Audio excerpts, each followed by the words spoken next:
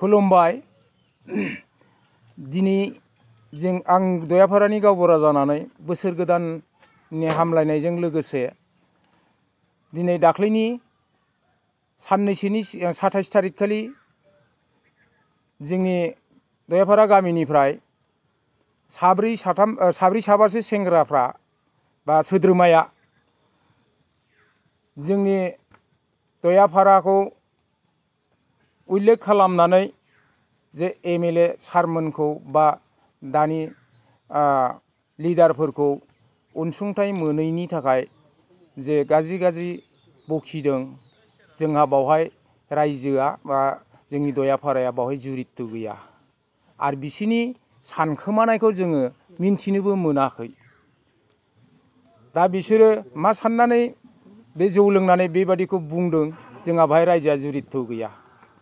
दा जोङो रायजोआ जिखि जाया मानो, जोंनो जिखि लिडार जाया मानो, जोंनि रायजोआ अनसुंथाइनि थाखाय जोंनो जिखि लिडारखौ जाया जोङो नांगौ। जिखि माबाजों थाया जोङो जेब्लायबो रायजोआ जोंहा मिलिनानै थायो। बिसिनि बेबादि बखिनाय बुंनाय बेजों जोंहा रायजोआ जुरित्त गैया, बेखौ जोङो मिन्थियाखै मा सानखोमानानै बुङा। दा जोंहा रायजोनि हगायै जोङो बिसोरो लिडार बखिनानै बुंदों, बिसोरा मोननाय अनसुंथाइबो दङ, मेला मोनदों। जोङो बेखौबो मोनाखै होननानै बुंनो हाया। दा जोङो जोंनि रायजोनि जोङो एमएलए नाव दाख्लै सारनाव एमएलए सारनाव थांदों, नंगौ बे खोथाया। थांनायाव एमएलए आ बुंदों मोनगोन, समाय होनानै जोंखौ दोनदों, खोथा होनानै दोनदों। जोङो 4 बोसोर नङा बे बोसोरनि समावसो थांदों, बेखौ 4 बोसोर होननानै बिसोरो बुंदों। खिन्थु एमएलए सारा खोथाखौ होदों, दा टाइम फैयाखै, बेखौ जोङो आसा खालामनानै दङमोन। दा जोंनो एमएलए सारनिफ्राय जोङो अनसुंथाइखौ मोनोबा जों रायजोआबो बेखौ गनायनानै लायो आरो जोंहा बिसिनि गाज्रि बखिनायजों जों रायजोआ जुरित्त गैया। दा आङो दयापारानि गावबुरा जानानै बिसिनि गाज्रि बखिनायखौ जों रायजोआ जुरित्त गैया हिसाबै आं बे माबाखौ बिसिनि रिपर्ट होनायनि सायाव आं बे रिपर्टखौ होफिननाय जायो। जे बिथांमोनहा जोंनि गामियाव जे आसनि मोनाखै होनदों, जोंहा रायजोआव सिसि ब्लकनि लामा डेभेलपमेन्ट दङ, बेजों जोङो रायजोआ बहुद सोलिनानै दङ।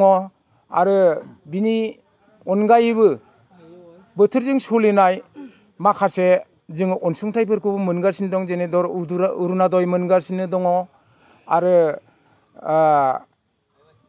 न' मोनगासिनो दङ।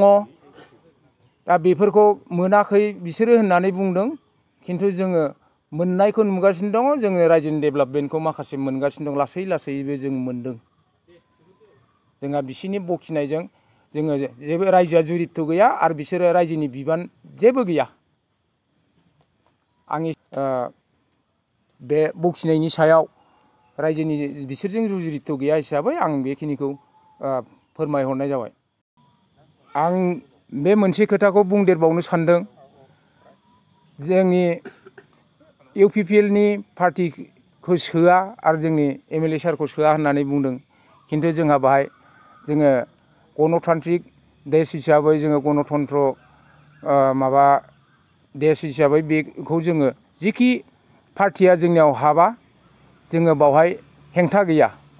जोंहा माने जेजों जोंनि गणतन्त्र माबा देश हिसाबै जोङो जिखि पार्टिया हाबा, जों इउपिपिएल जा जिखुनु पार्टि जा, जोंहा बाहाय बादा गैया। जोङो हाबनायनि स्कपखौ होगोन, जिखुनु गासैखौबो जोङो बयजोंबो जोङो मिलिनानै थागोन। बिसोरनि जुरित्त रायजोजों गैयै बिसोरनि बखिनायजों जोंहा रायजोआ बेवहाय जोङो खुनु पार्टिखौ हेंथा गैया। जों बयजोंबो मिलिनानै थागोन। जोंहा रायजोआ बयजोंबो मिलिनानै थांनानै थानांगौ। बर' हिसाबै जों जेजोंखि थाया जोङो बयजोंबो मिलिनानै थागोन। आं बेखिनिखौ आरो फोरमायहरदेरबावबाय।